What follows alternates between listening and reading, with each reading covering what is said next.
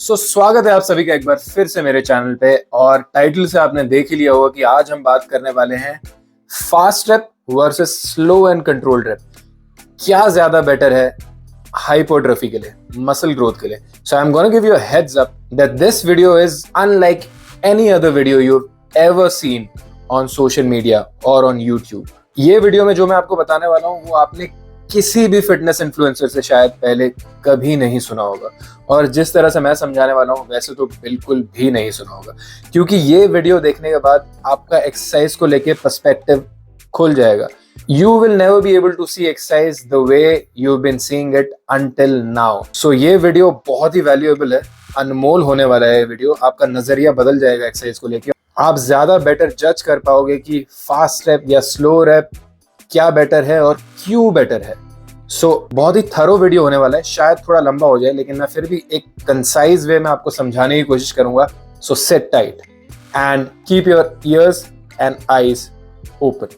आप में से बहुत सारे लोगों ने सुना होगा कि नहीं, slow and control reps better होते हैं हाइपरट्रॉफी के लिए, क्योंकि उसमें टाइम अंडर टेंशन ज्यादा होता है। मसल पे टेंशन में मसल आपके ज्यादा रहते हैं।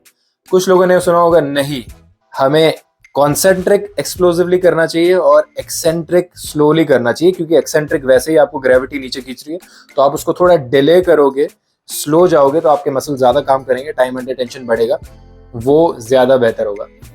ये दोनों ही केसेस में जो आर्ग्यूमेंट है वो कुछ हद तक सही है, लेकिन कौन सा ज्यादा सही है और क्यों सही है, और किन किन एक्सरसाइजेज में ये सही है और किन किन एक्सरसाइज में नॉट सो ट्रू है, ये आपको अब पता चलेगा। So let me give you an example of it with a very simple object जो आपको सब कुछ क्लैरिफाई कर देगा। मान लो मेरे पास ये एक चीज है और इसका कुछ वेट है, ये मेरे माइक का बॉक्स है।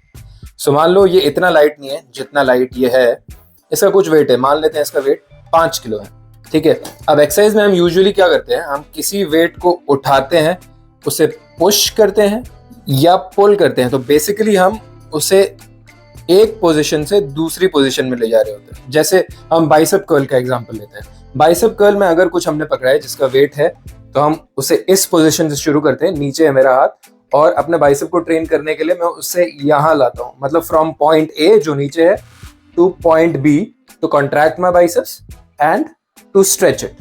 ठीक है, क्लियर। वैसे ही मान लो ये कोई एक्सरसाइज करने के लिए ऑब्जेक्ट है जिसका वेट है 5 किलो, और मुझे इसे यहां से पॉइंट ए से पॉइंट बी पे यानी यहां लाना है, ठीक है।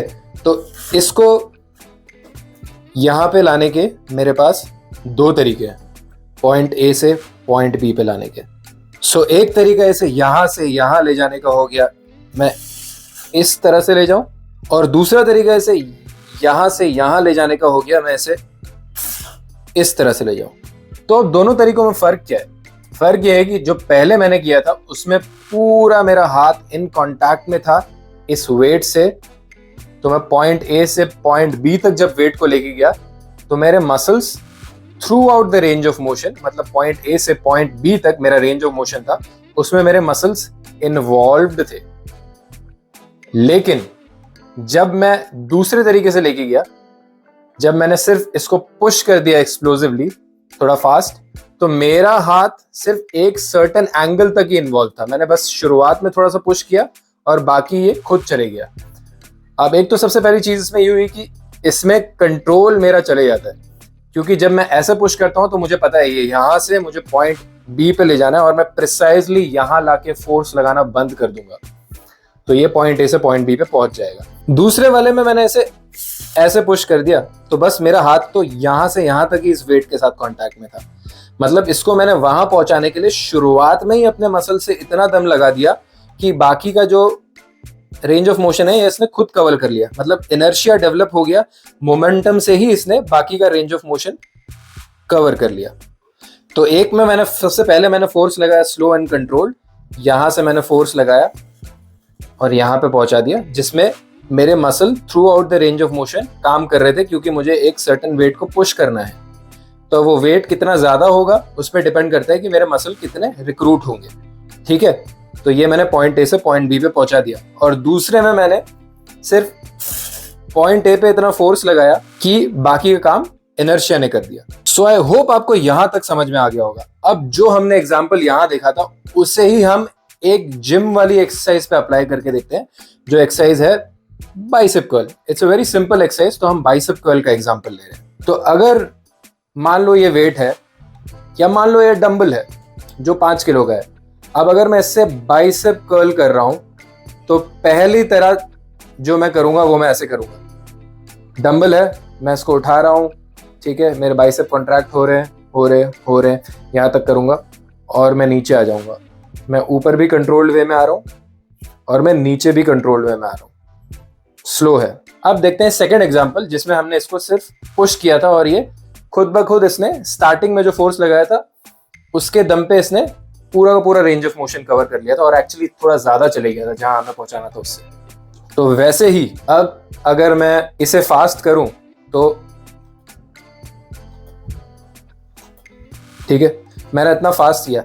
अब आप इसमें बोलोगे कि यार इसमें तो जो वेट है वो उड़ के नहीं जा रहा है, तो इसमें क्यों नहीं उड़ के जा रहा है? तो मतलब कि हम फास्ट भी कर सकते हैं? नहीं, इसमें वेट उड़ के इसलिए नहीं जा रहा है क्योंकि आपने वेट को पकड़ रखा है, ग्रिप कर रखा है। अगर यही चीज मैं डंबल को अगर पकड़ के ना करूं और सिर्फ ऐसे ही करूं तो आप क्या देखोगे? अगर मैं एक्सप्लोसिवली करता हूं तो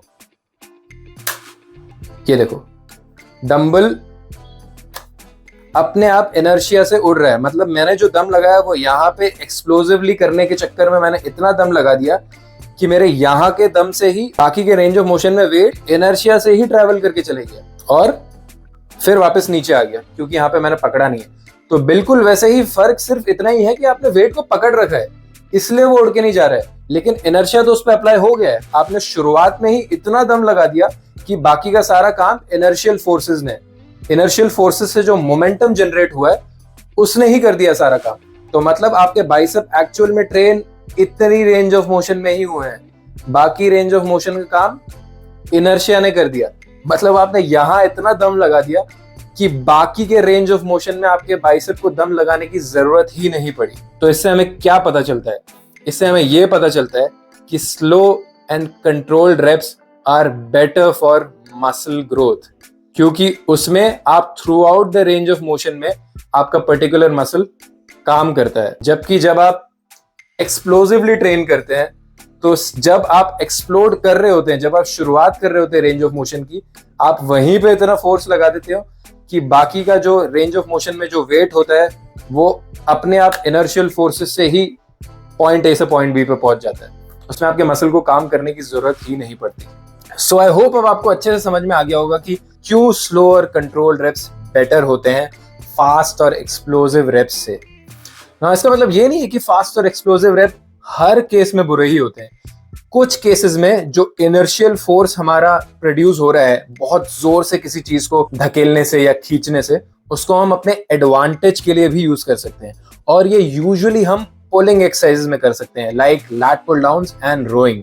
उसमें मैं एक अलग से वीडियो बना दूंगा क्योंकि उसके लिए मुझे लैट पुल डाउन या रोइंग मशीन की जरूरत पड़ेगी और मुझे आपको समझाना पड़ेगा कि लैट्स मसल और बैक मसल कैसे किस एंगल पे फोर्स जनरेट करते हैं और कैसे काम करते हैं, जिससे हम ये जो इनर्शियल फोर्सेस, जो एक्सप्लोसिव मूवमेंट से जो इनर्शियल फोर्सेस, जो मोमेंटम जनरेट हो रहा है, उसको हम मसल ग्रोथ में अपने फायदे के लिए कैसे यूज कर सकते हैं। बट ज्यादातर एक्सरसाइजेस में it's better to do your exercises in a slow and controlled manner, क्योंकि एक तो आपका मसल जो होता है वो throughout the range of motion काम करता है। शुरुआत में यहां भी काम कर रहा है, यहां भी काम कर रहा है, यहां भी काम कर रहा है, यहां भी काम कर रहा है और यहां भी काम कर रहा है। और दूसरी बात हुई थी प्रिसीजन की। प्रिसीजन मतलब एक्यूरेसी। हम एग्जैक्टली पता होता है, हमने देखा था जब हमने इसको पुश किया था तो हम यहां से यहां गए थे तो यहां हमारा वेट रुक गया था, लेकिन जब हमने एक्सप्लोसिवली किया था तो हमने यहां से पुश कर दिया था, फिर वो आगे जाके रुका था। मतलब पॉइंट ए से पॉइंट बी पे नहीं, पॉइंट बी से हो सकता है आगे चले जाए। तो वैसे ही जब हम बाइसेप कर्ल को एक्सप्लोसिवली करते हैं, तो जब हम नॉर्मली कर रहे हैं स्लो एंड कंट्रोल मोशन में, तो हमें पता है हमने यहाँ से डंबल को उठाया, यहाँ जाना है और फिर वापस नीचे जाना है ताकि हम अपना सेकंड रेप शुरू कर सके। लेकिन जब हम एक्सप्लोसिवली करेंगे तो क्योंकि हमने पकड़ा है डंबल, तो ये डंबल उड़ के तो जाएगा नहीं। लेकिन अगर हम एक्सप्लोसिवली ज्यादा दम लगा देते हैं और इनर्शियल फोर्सेस की वजह से ये ऊपर जाता जाता है, तो हमें इसको रोकना भी तो पड़ेगा। तो इसको रोकने के लिए हमारे कौन से मसल्स यूज होंगे पता है आपको? ये जो इनर्शिया जनरेट हो गया है इसको रोकने के लिए, ताकि हम वापस डंबल को नीचे ले जा सके और दूसरा रैप कर सके, उसके लिए हमारे ट्राइसेप मसल्स किक इन कर जाएंगे। क्योंकि जब बाइसेप ने फोर्स जनरेट किया डंबल को ऊपर ले जाने के लिए, तो इसको ऊपर ले जाते हुए रोकने के लिए तो मेरे ट्राइसेप को किक इन करना पड़ेगा ना, ट्राइसेप को फोर्स लगाना पड़ेगा कि भाई ऊपर मत जा, रुक, नीचे जाके वापस रेप्स और करने हैं। अगर आप ट्राइसेप प्रेस डाउन कर रहे हो और रोप ऊपर तेज जा रही है, तो ऊपर तेज जाती हुई रोप को रोकने के लिए आपको ऐसे करना पड़ेगा, रुकना पड़ेगा, टाइट करना पड़ेगा। क्या काम करेगा? ट्राइसेप्स काम करेंगे ना। वैसे ही अब उस डिग्री पे तो काम नहीं करते हमारे ट्राइसेप जितने हम रोप एक्सटेंशन में काम करते हैं, जो मैंने आपको एग्जांपल देके बताया। पर मैंने एग्जांपल इसलिए दिया क्योंकि वो समझने में बहुत आसान है। तो उसी तरह से जब आप बहुत ज्यादा एक्सप्लोसिवली बाइसेप कर्ल कर लोगे, तो at certain moment in time, एक पॉइंट ऑफ टाइम में आपके डंबल को ऊपर जाने से रोकने के लिए आपको अपने ट्राइसेप का यूज करना पड़ेगा। सो जब इनिशियली न्यूबीज आते हैं और जो फटाफट बाइसेप कर्ल करने लगते हैं, उनसे आप पूछोगे उनको पंप कहाँ है, तो कई बार उनके ट्राइसेप पंप हो जाते हैं, क्योंकि वो इतना फास्ट कर रहे होते हैं कि बाइसेप तो कुछ खास काम नहीं कर रहा होता, लेकिन ये जो इनर्शिया, ये जो मोमेंटम जनरेट हुआ है फास्ट रेप्स करने की वजह से, इसको बार बार रोकने के लिए ट्राइसेप इतना काम करते हैं कि सेट खत्म करने के बाद उनका ट्राइसेप ज्यादा पंप होता है एज कंपेयर टू बाइसेप, जबकि एक्सरसाइज बाइसेप की थी, ट्राइसेप की नहीं। So I hope you understood very well that why slow and controlled reps are better most of the times in most of the exercises except a few, जैसे मैंने आपको पहले बताया। सो आई होप इस वीडियो से आपको वैल्यू मिली होगी और आपको बहुत कुछ सीखने को मिला होगा, और अब आपको पता होगा कि why slow and controlled reps are better as compared to fast and explosive reps. So अगर यार वीडियो से कुछ वैल्यू मिली है, कुछ नया सीखने को मिला है, तो like, comment, subscribe, share it with your friends. बताओ लोगों को कि यार एक्सरसाइज में क्या, क्यों, कैसे, किस लिए होता है। Everything is scientific. और मैं आपसे मिलूंगा ऐसे ही किसी इंटरेस्टिंग एजुकेशनल टॉपिक के साथ अगले वीडियो में। So see you, stay healthy, stay happy and keep working out.